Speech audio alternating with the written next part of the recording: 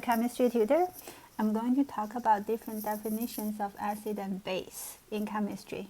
So the most basic definition of acid and base is what you learn first in your science textbooks. They're called Arrhenius acid and base.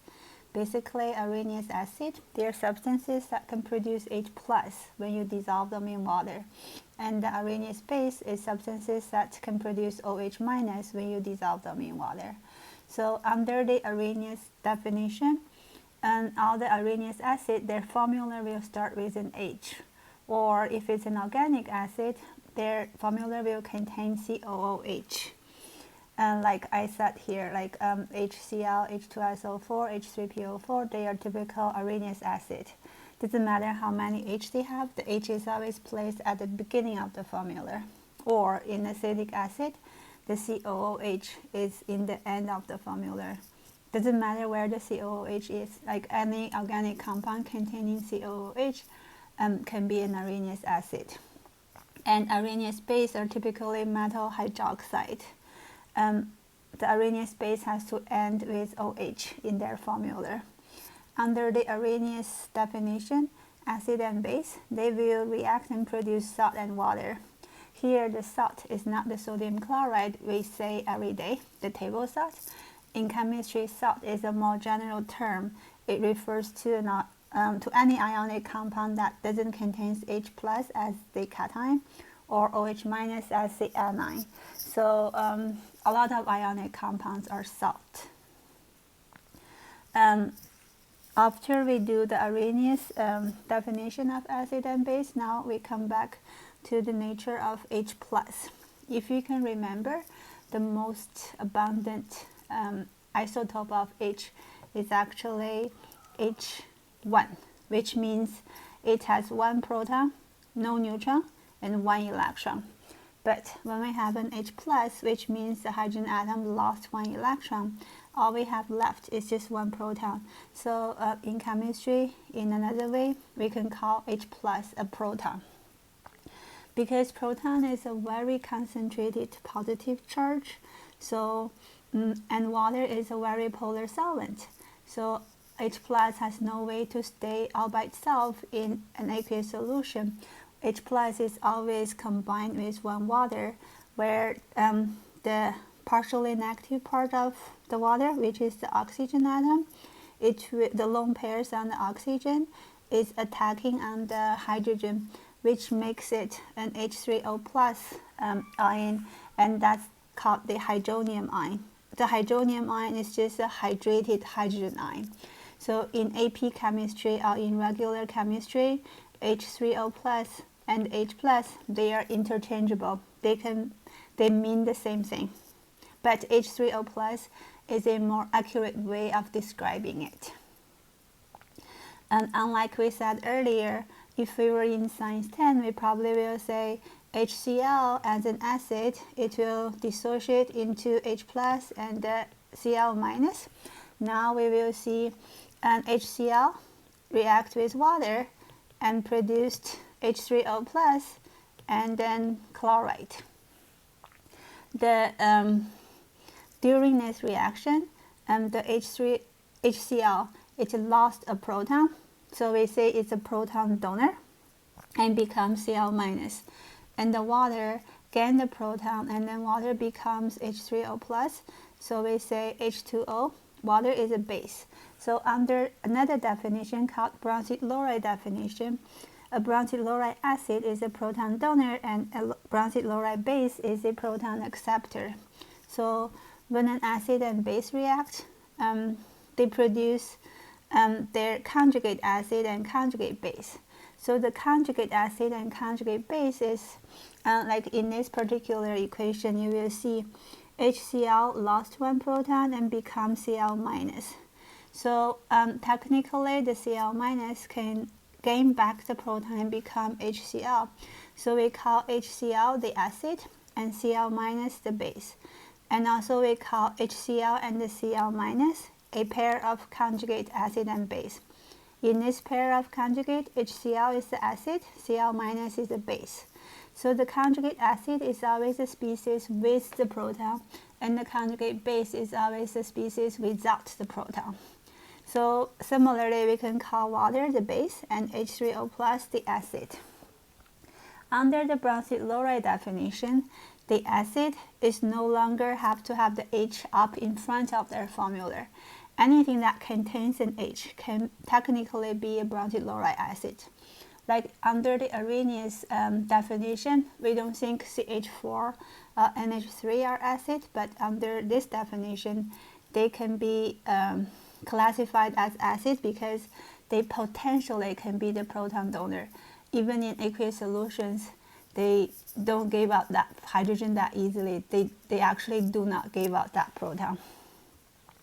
And Bronsted Lowry base is something that can gain a proton from the acid. Like basically Bronsted Lowry base, they are proton acceptors, but unlike the Arrhenius definition, they don't have to have OH minus in their formula. So like in my example here, and NH3, it doesn't have OH minus, but it can gain one proton from water and become NH4 plus. So in this reaction, NH3, the ammonia, is the base and water is the acid. Ammonium, NH4 plus, is the conjugate acid of NH3, and OH minus is the conjugate base of water, because when water lost one proton, it becomes OH minus. You can see when water is reacting with HCl, it's acting as a base, but when water is reacting with ammonia, it's acting as an acid. So we call this type of substances that can be both a proton donor and a proton acceptor, we call them amphiprotic. Amphiprotic means a substance that can behave like both the proton donor and the proton acceptor depending on what kind of substances they are reacting with. Water is a typical amphiprotic substance.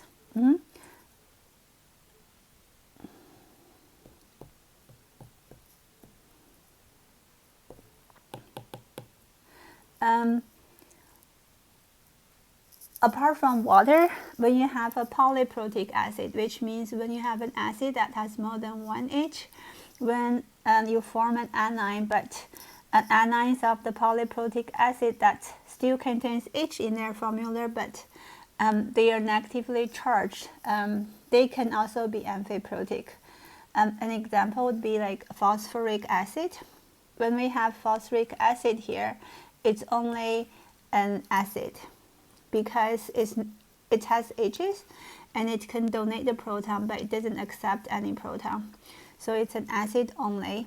When H3O plus lost one proton, you have H2PO4 minus, and then further losing, you got HPO4 minus and PO4 minus.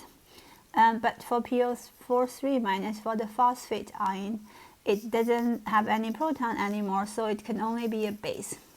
Technically, anything that negatively charged can always be a base because protons are positively charged.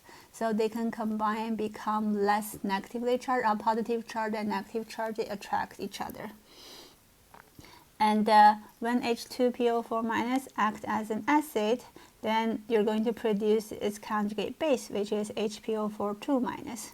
But when you have H2PO4 minus acting as a base, you're going to produce its conjugate acid, which is H3PO4, but at the same time you are producing OH minus. One more thing that I want to check with you is like there is another word called amphoteric. Amphoteric and amphiprotic, they are two different words. So amphiprotic means something that can be both a proton donor and a proton acceptor. But amphoteric is substances that can react with both acid and base. They have a very subtle difference, but I'm not going to go into details about this difference. Like we can say, example will be like aluminum oxide. They can react with both acid and base. They are amphoteric, but it is not amphiprotic. Lastly, this definition of acid and base is not covered in the AP curriculum, but sometimes IB curriculums covers it.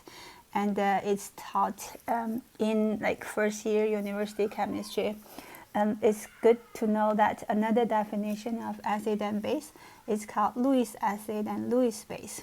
In this definition, Lewis acid are electron pair acceptors and Lewis base are electron pair donors. So in the case of the formation of the hydronium ion, you can see the water has an oxygen with 2 lone pairs, and the H plus is electron deficient. So the lone pairs on the oxygen attacks the hydrogen ion and produce the hydronium ion. So in this case, we call the water a base, a Lewis base, and the H plus is a Lewis acid. Another example is like when you have ammonia reacting with aluminum chloride. Ammonia has a lone pair on the nitrogen, and the aluminum chloride is not octet. There are only 6 electrons around the aluminum, which is electron deficient. So the lone pair on the nitrogen can be donated to the aluminum and produce this compound. So in the product, you can see the aluminum becomes octet, and the nitrogen becomes positively charged because the 2 lone pair electrons are now being shared between nitrogen and aluminum. So normally a Lewis base would be something that's electron deficient. A lot of times they are metal cations, especially transition metal cations. And the Lewis base is something that's electron rich.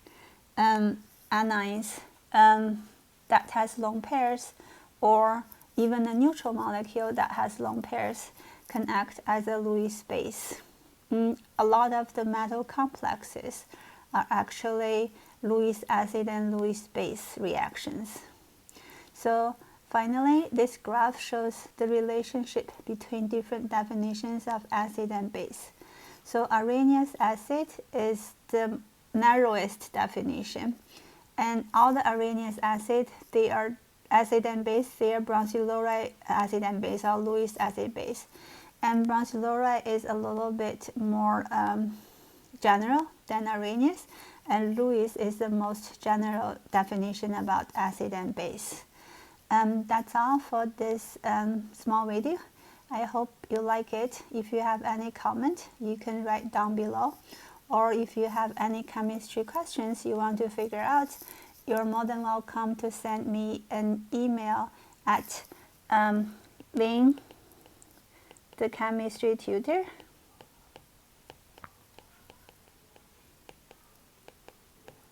@gmail.com. Thank you very much. See you next time.